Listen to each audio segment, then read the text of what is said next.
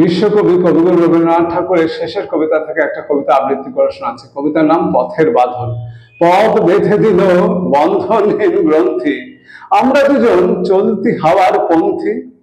রঙিন নিমেষ ধুলার দুলাল, পরাণে ছড়ায় আবির গুলাল।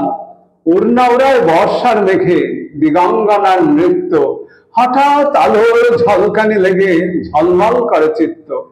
নাই আমাদের কনক চাপার কুঞ্জ, বনবিথিকায় কীর্ণ বকুল পুঞ্জ। হঠাৎ কখন সন্ধ্যা বেলায় নাম হারা ফুল গন্ধ এলায়। প্রভাত বেলায় হেলা ভরে করে অরুণ কিরণে তুচ্ছ, উদ্ধত যত শাখার শিখরে রডোডেনড্রন গুচ্ছ। নাই আমাদের সঞ্চিত ধনরত্ন, নাই রে ঘরের লালন ললিত যত্ন।